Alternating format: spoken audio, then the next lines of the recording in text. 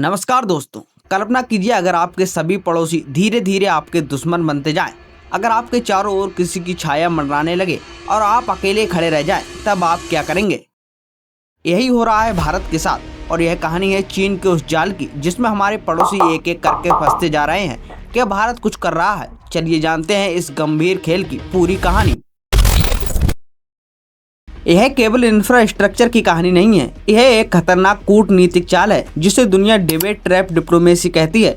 चीन छोटे देशों को भारी भरकम कर्ज देता है ताकि जब वो चुका ना सकें तो चीन उसकी संप्रभुता पर अधिकार कर ले। ये एक कोलोनियलिज्म 2.0 है, आर्थिक गुलामी का नया रूप। एग्जाम्पल के तौर पर श्रीलंका का Hambantota port 1.5 billion dollar loan भुगतान न होने पर 99 साल की लीज पे चाइना को सौंप दिया गया। वहीं नेपाल के साथ 2.4 बिलियन डॉलर की डील हुई है और उन्होंने BRI के तहत 5 से अधिक प्रोजेक्ट नेपाल में चल रहे हैं। बांग्लादेश में करीब 38 प्रोजेक्ट हैं जो उसमें चीन की भागीदारी है और चीन ने इसमें 24 बिलियन डॉलर का निवेश का वादा किया है। मालदीव के साथ भी यही हाल है। मेल चाइना फ्रेंडशिप ब्रिज समेत दर्जनों डील्स हैं चाइना के साथ। और म्यांमार के लिए चीन से सीधी तेल गैस पाइपलाइन इंडियन ओशन तक पहुंचाती है। दिखने में ये विकास है लेकिन असल में ये चीनी पकड़ का विस्तार है। जिस देश को चीन मदद देता है वहाँ जल्दी उसकी पॉलिटिक्स, मीडिया और मिलिट्री पर असर शुरू हो जाता है। भारत के पड़ोसियों को चीन की तरफ झुकने की मजबूरी क्यों हो रही है? इसके पीछे कई वजह हैं, आर्थिक, राजनीतिक और रणनीतिक। जिसमें पहली वजह आर्थिक लुभावनापन है। चीन बिना ज्यादा सवाल किए अरबों डॉलर का लोन देता है। कई देश IMF या भारत से मिलने वाली शर्तों से डरते हैं। इसकी दूसरी वजह राजनीतिक हस्तक्षेप है। चीन लोकल नेताओं को चुनाव में मदद करता है, पार्टी फंडिंग से लेकर मीडिया तक, और राजनीति में निवेश उसकी पक्की रणनीति है। और तीसरी वजह रणनीतिक लोकेशन।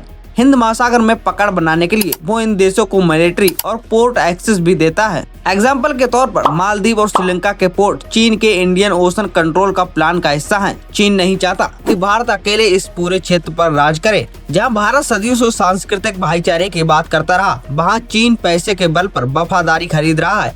और यही सबसे बड़ा फर्क है सोच और रणनीति का। चीन की ये विस्तारवादी योजना 1-2 साल पुरानी नहीं है। इसका बीजारोपण हुआ 2013 में जब शी जिनपिंग ने बेल्ट एंड रोड इनिशिएटिव यानी BRI लॉन्च किया। सन 2013 में BRI की घोषणा हुई एक वैश्विक इंफ्रास्ट्रक्चर नेटवर्क के रूप में।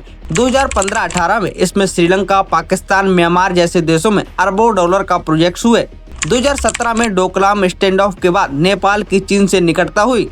और वहीं 2020 में कोविड के बाद आर्थिक संकट में फंसे देशों को चीन ने राहत दी अपना कर्ज देकर। यानी जब दुनिया संघर्ष में थी, चीन ने वही किया जो एक शिकारी करता है, कमजोर को फंसाया।